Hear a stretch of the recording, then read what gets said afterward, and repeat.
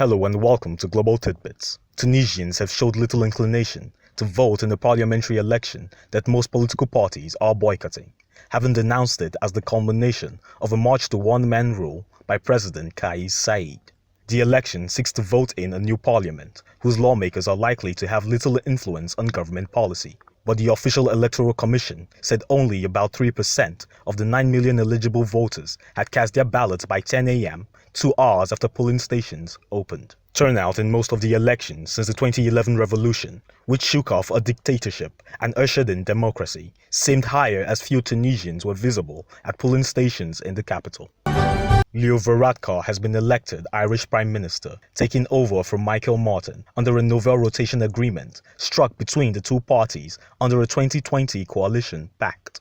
Varadkar, previously Premier from 2017 to 2020, pledged to speed up government plans to tackle a years-long housing crisis that cost him a full second term in office. Finance Minister Pascal Donohoe and Public Expenditure Minister Michael McGrath will also swap roles under the deal with Martin, who will become Deputy Prime Minister. The President of the European Commission, Ursula von der Leyen, said the EU strategy to turn its back on Russian fossil fuels and diversify towards what she called renewable energy partners was working.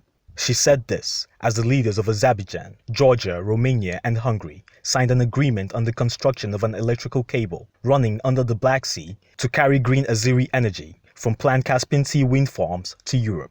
The agreement involves a 685-mile, 1,000-megawatt cable running from Azerbaijan to Romania as part of wider EU efforts to diversify energy resources from Russia amid the war in Ukraine. And finally, on Global Tidbits, hearses and cars bearing the dead have lined the driveway to a designated COVID crematorium in the Chinese capital, Beijing, while workers at the city's dozen funeral homes tried to meet demands days after China reversed a host of pandemic protocols. Funeral homes and crematoria across Beijing are struggling to keep up with calls for funeral and cremation services as workers and drivers testing positive for the novel coronavirus call in sick.